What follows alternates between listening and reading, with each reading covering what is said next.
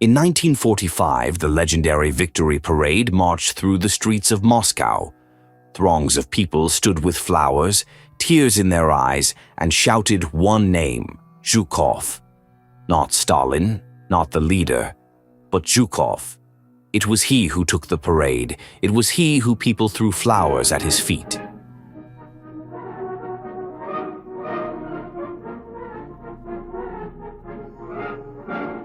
That moment was a cold shower for Stalin. He realized there was a new national hero in the country, and it was not him. After the war, many Soviet generals became more than just military men. They became symbols of victory. People believed them, respected them, were proud of them. They were living legends. They were known by their surnames, like popular artists or bloggers are now. But that was the problem. They became too popular. And Stalin didn't like it when someone started to overshadow him. Zhukov was the commander-in-chief who conducted key offensive operations and accepted the German surrender. He was respected even by his enemies. His image was on posters. He was written about in newspapers. After the war, when he came to one of the villages, people carried him gifts, laid flowers at his feet. Some even knelt down, so grateful they were. Georgy Zhukov wanted to write a memoir about the war, but Stalin personally forbade it. He was afraid that Zhukov would write himself as the leader of victory, and thus overshadow him himself. After all, if the book will be written that all important decisions were made by Zhukov and Stalin only signed orders, who then is a real hero? And now another example, Konstantin Rokossovsky, one of the most talented commanders of that era. He conducted the most successful operations, saved thousands of lives, commanded fronts. But few people know that in 1937, Stalin ordered to personally torture him. Broken ribs, knocked out teeth, all this went through the hands of the NKVD. And still, Stalin later returned him to service, gave him the rank of marshal, and after the war sent him as ambassador to Poland. Why? Because he knew that it was better to keep such powerful figures away, but still under control. Rokossovsky was too influential in Moscow, had support among the military, and Stalin did not like it. Despite all his merits, from defeating the Germans to his personal bravery, he was deprived of any opportunity to influence decisions in the capital. Surprisingly, both Zhukov and Rokossovsky did not seek political glory. They were real military men. However, their power, authority, and the trust of the people became a threat to Stalin. He was a man who was used to controlling everything from foreign policy to the smallest details of his associates' lives. But there was one thing he could not control directly: the people's love.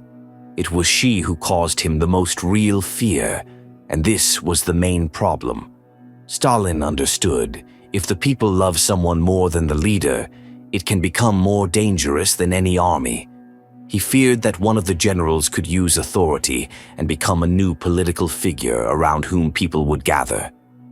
Many generals who received too much attention from the people suddenly found themselves transferred to distant garrisons, not because there was a need there, but to cool the love of the people, as they called it then.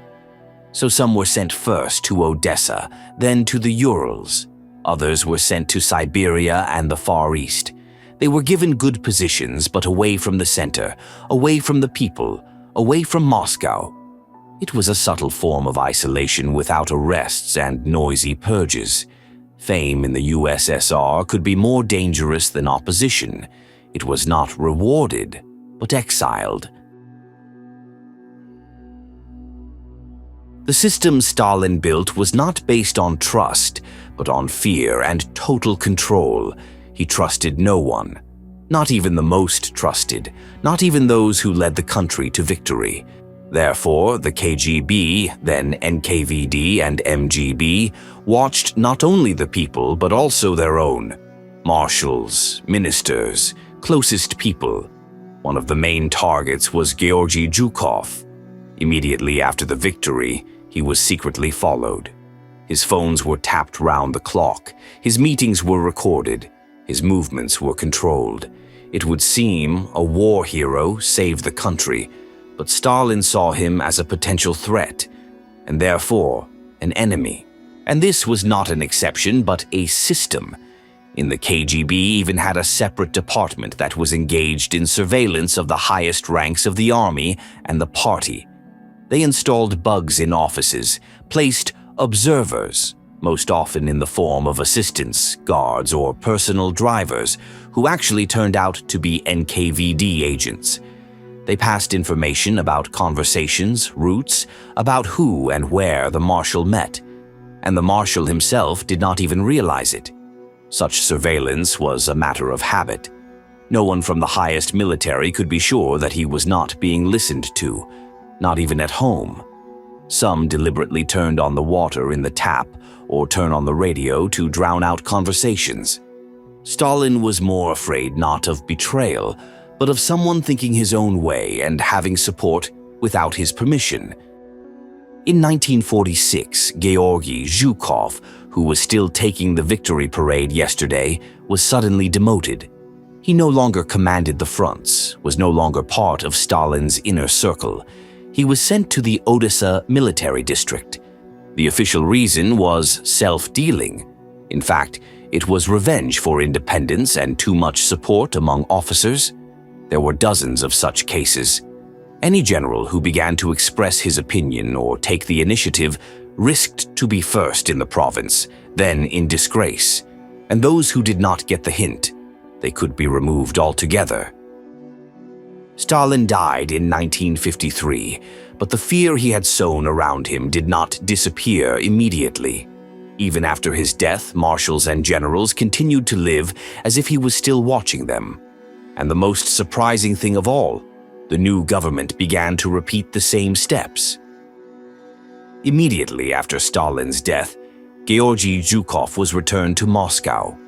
He received the title of Minister of Defense of the USSR. It seemed that justice was restored. The hero is back in his place. But only a few years passed, and everything happened again. Zhukov again became too influential. He was respected in the army, he was listened to, he was reckoned with. And again, fear.